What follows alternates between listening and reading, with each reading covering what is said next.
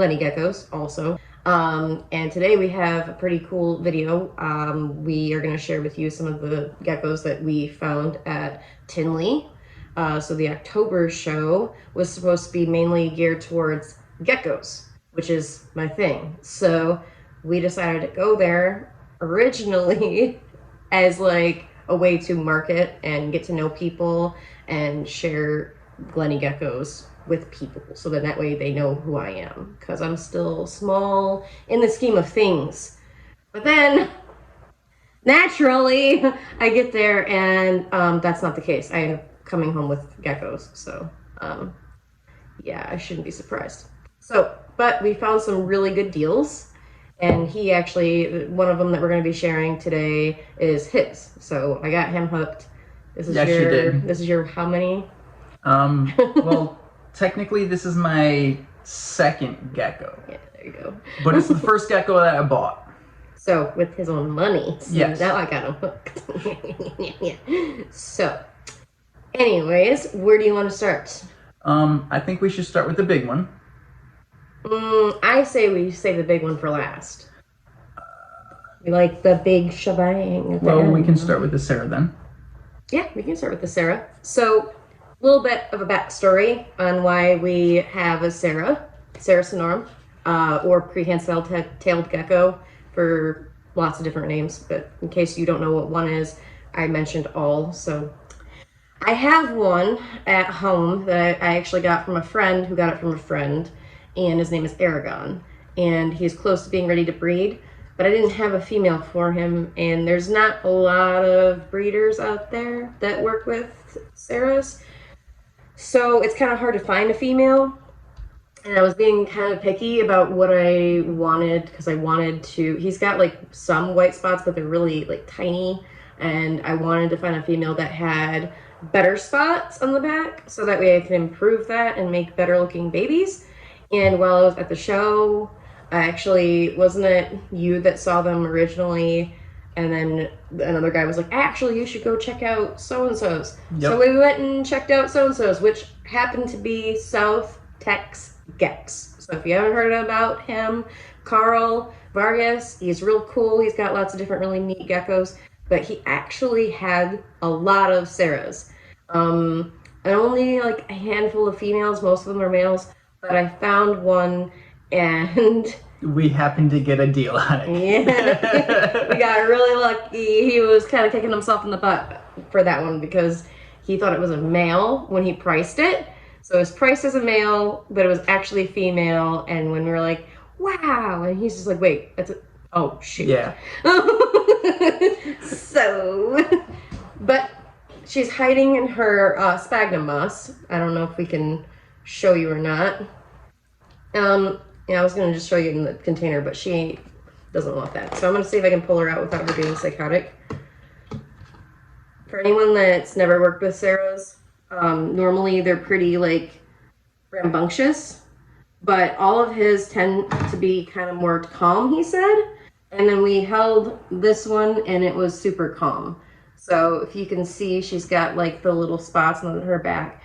I mean, I've seen some that have brighter spots or bigger spots, but I feel like this gecko could definitely improve on what I have with Aragon, and at a discounted price. So, and she's super sweet, so that's an extra bonus. Right? And we don't have a name for her. We'll probably figure that out later. But here she is in all of her glory. Saphira. What did you say? Saphira. Saphira? Aragon's dragon. That's probably...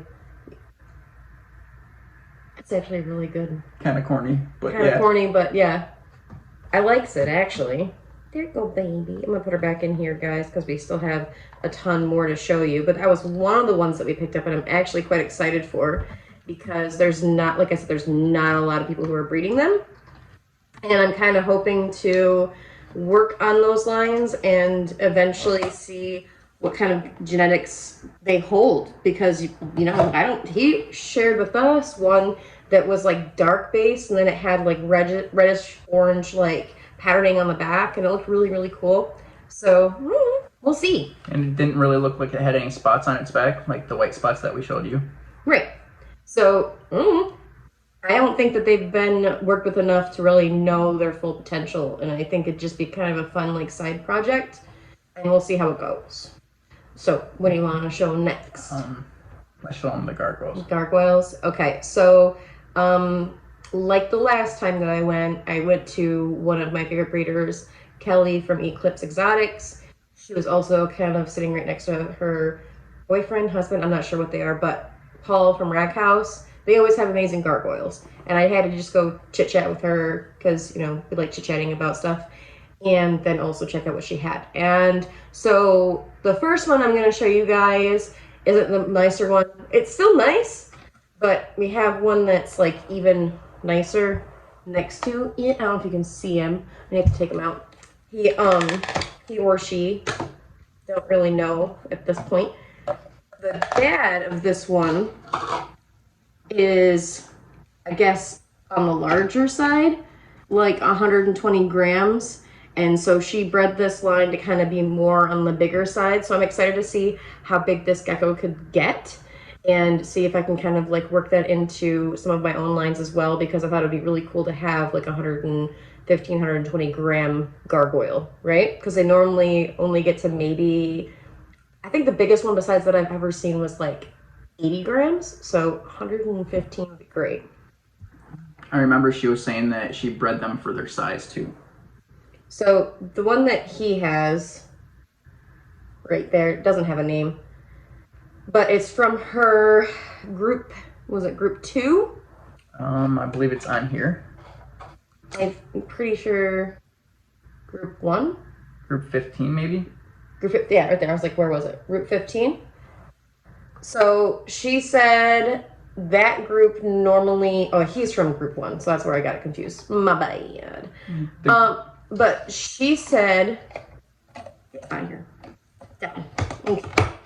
She said that this one, the like little red stripe over here, will end up like progressing a lot further. So like that red will like spread. And she showed me its sibling, older sibling, probably if I had to guess like 20, 30 gram sibling.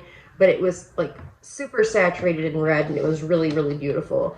And if you guys don't know, I'm pretty obsessed with my gargoyles, and I am very picky about like what I purchase as far as gargoyles go, because I want like the best of the best, and I want to eventually produce stuff that is like super thick red stripes or like super, super, super blotches, like just wild patternings and things like that. So whenever I go to see her table, I always end up finding something that is just amazing, and this is one of them. So those are those guys.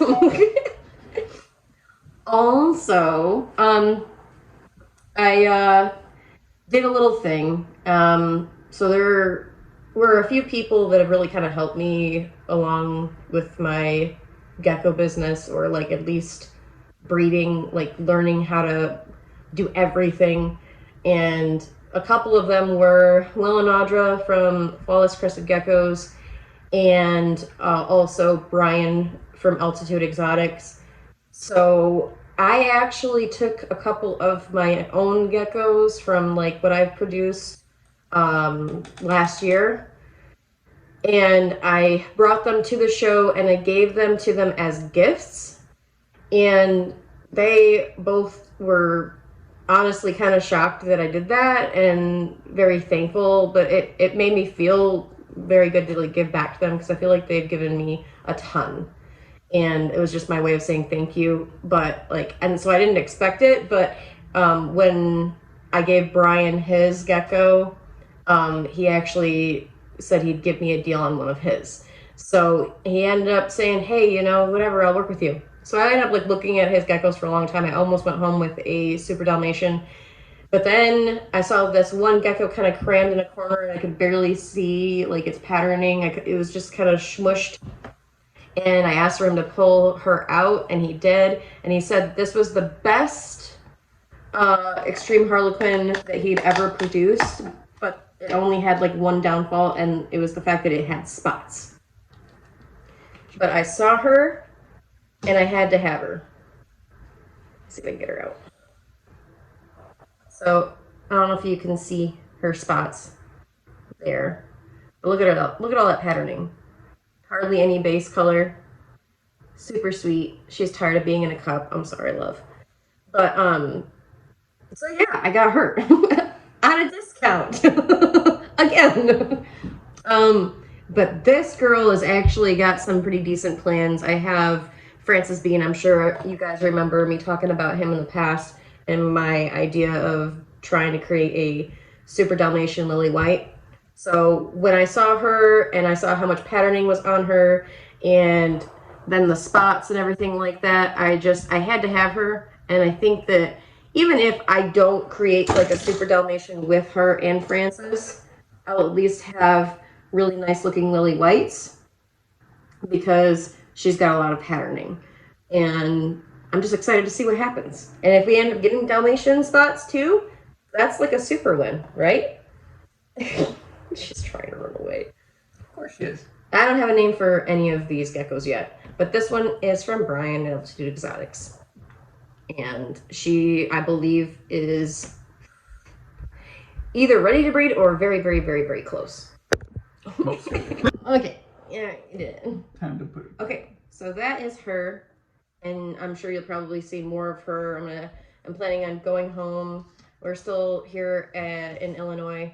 We're in our hotel right now, but I plan on going home, and once these guys have kind of acclimated a bit and, you know, they're eating and they're pooping and they're shedding and there's no problems, I'm planning on taking pictures of everyone, so then that way I can add them to my website and stuff. So, I mean, I'll probably end up taking a lot of pictures of them and posting them on Instagram as well.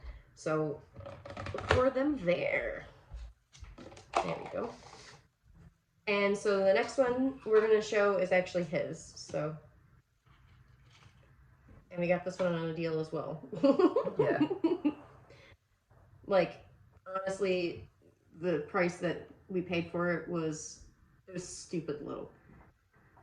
But it's just amazing. So it is a, it is a Phantom, red-based Phantom, Super Dalmatian with red spots. And we got this gecko from Starlight Geckos. Starlight Geckos. I'm trying to like be on standby.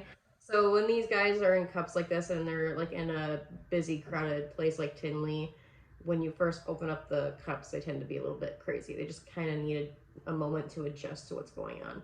But this little baby has like a ton of red spots to it, and it's not even full grown, of course. Like, I don't have a scale on me, but if I had to guess, probably close to around like the 10 to 12 gram range. So there's still a ton of progression that it's going to go through. So the fact that it already has that many spots, I'm excited to see how many more will be added as it ages. So, I mean, for his very technically first gecko that he's, you know, bought, so I'll say it's his first gecko. That's a pretty decent one. I plan on starting a Phantom Dalmatian line, so that's why I was like, yes! Yeah, tell them a little bit about why you like them.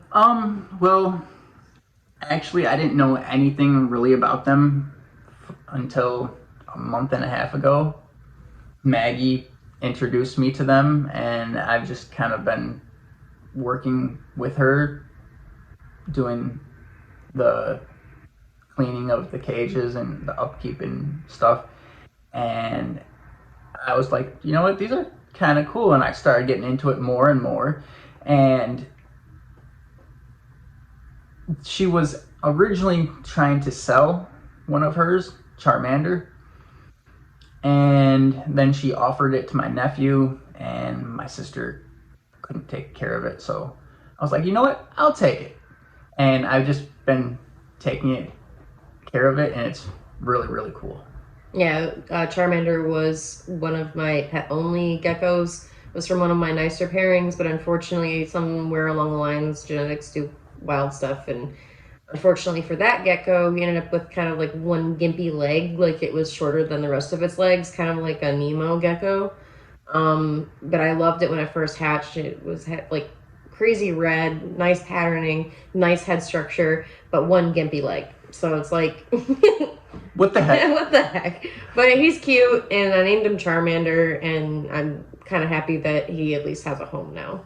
Before, I wasn't really sure if I'd be able to find him a home, and I was worried about how he would like progress, like if his leg would hinder his life at all. So far, it hasn't. He still eats and sheds and does everything a normal gecko would do. He's even fast. Like, yeah, it doesn't slow him down at all. So, you know, and now he's got number 2, and it doesn't have a gimpy leg. But we also have one more, you guys, and it's probably the best one. And I'm gonna tell you right now, I at first didn't want to because it's a huge investment. But then I thought about it, and I was like, you know, I really think that it will definitely improve things at Glennie Geckos by a lot. Not that we are doing poorly, just that we are still in our like infant stages of everything. But I think that this one purchase will really kick us up to the next level. And I've been obsessed with them for a year now, and I've been wanting one since I found out about them. And I have so many projects that could definitely use this trait.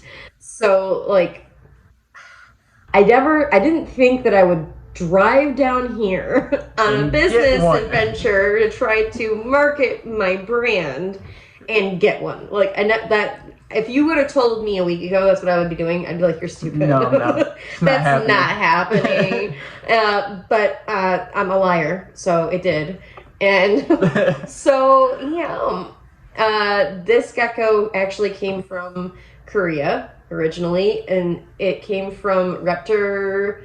I'll have to excuse me. I think it's like Raptor KR. I can link them in the description box below. So if you're like, who are you talking about?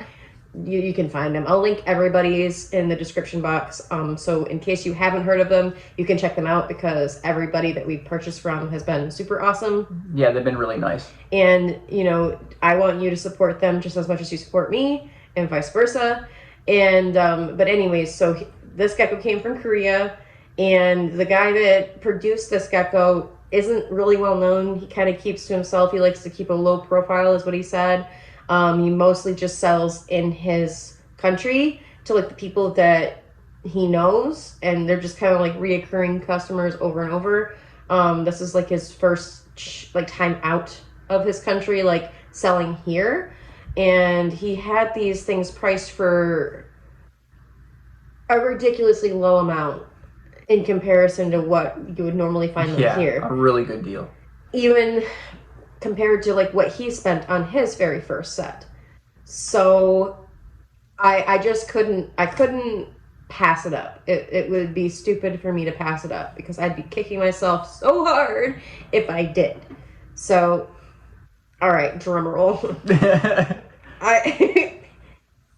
I ended up getting a sable.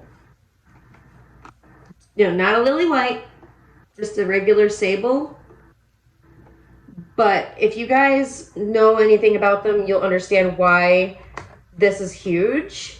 And if you don't understand why, like if you've never even heard of them or you don't even know what I'm talking about, I'll try my best to explain it the best way that I can. So it's a co-dominant gene, meaning that like you only need one to create more. Like, you could pair this gecko to anything, and about 50% of them will be that thing. And this little guy right here, when it gets bigger, that white on it will spread, and it's more white than on a lily white. And anything you pair these two, if it ends up being sable, like say you do like a sable lily white, it just makes it even more crisp, paper white. And the guy that we bought it from actually had a few there for sale, and he was telling us how like you can tell the difference between a regular lily white versus a sable lily white. And I guess like sable lily whites have like purple heads, which is really cool. It's like a light lavender purple. It's not like, you know, purple, but you know, they just look really neat. And so I have like a lot of high white pairings as it is at Glennie Geckos. It's kind of like one of the things that I focus mostly on, like my obscenity and latte pairing, or like, you know, a couple of the nicest ones that I have. But I also have other ones as well. And I feel like adding this will definitely take it up to the next notch. Like, if you guys could see, which I haven't posted in a while, but if you guys could see what's been popping out of obscenity and lattes pairing, you would be amazed. They look like lily whites. That's how white they are. So I'm just thinking about what it would be like to add something that genetically is supposed to enhance white on something that already looks like it's been enhanced. I'm just excited. I like when it happened, my face was so red, like I thought I was going to faint. I thought I was going to die, and I immediately had to run and tell Flawless, like Will and Audra. Like, I had to tell somebody. I had to nerd out, and I did, and like they were super happy for me. And then I went outside, and I had to like take it all in, and I was like squealing, like I wanted to. She was squealing. I wanted to scream at the top of my lungs. Like, I'm still giddy about it. Like, I can't believe that it's actually happening. Like, it's still tiny, and it still has a lot of, like, room to grow. Yeah, but you guys, it's unbelievable, because it all started 4 years ago when I saw Cheeky's Gecko's video, and he was holding Deadpool. And my very first gecko was a Dracula line. And I thought that was like the highest, bestest, you know, which is still great. But I never thought that I'd be where I am right now. And I can't wait to see what happens in the next 4 years. I have a feeling that I'm going to be in a completely different spot altogether, and hopefully be doing this full time, going to shows, which, by the way, I actually am on the waiting list now for Tinley. It could take 5-10 years, but I'm on the waiting list. Right? And hopefully by then I'll have a ton of really cool things to share with you guys. And yeah, I'm just excited. And excited. And I wanted to share this moment with you. So anyone that has been watching, you could kind of join in on the excitement. Anyone that's new to watching, you could still join in on the excitement. Whatever, you know what I mean? And if you guys wanted to continue to kind of like see the progression of Glennie Geckos and this baby, or any of the animals that we have, or if there's anything you're interested in, all you have to do is just follow me. You know, I've got several different social media platforms. I know I'm kind of AWOL on them right now. Things have been kind of hectic here at Glennie Geckos, but I'm planning on getting back to making content for everyone that wants to watch. So, and there's definitely going to be a lot of content in regards to this baby right here. And I have to now just come up with an epic name. I can't do Epictetus because that's already a thing for another gecko, but it's got to have an epic. Oh my God, you're right. That was so plain and simple. I have to come up with an epic name. Epic. You just came up with 2 names. You got to share with me a little bit here. Okay, well, you can choose the name. I like epic, actually. Oh, he has chosen me. So, I don't know if I can. It's kind of blurry a little bit because it wants to see our faces. He is so small. Oh, and he's jumping towards you guys. Come here. Come here, fella. So, there we go. This is the baby. I guess the guy I don't know his name. I'll have to look into that. I apologize right now. So, but anyways, the guy that we bought this baby from, oops, says that there's no pores, so he's assuming that it's going to be a female, but it's so small, so that could change. We don't know, but I kind of hope that it turns male a little bit, so that way I can kind of like pair it to lots of things. But if it ends up being female, I have plans for it still. So regardless, we're going to have some exciting projects planned ahead of us with not only this one, but basically all of them. So stay tuned for that. And that's basically it. Now we're going to go out to eat. Bye. Thanks for watching!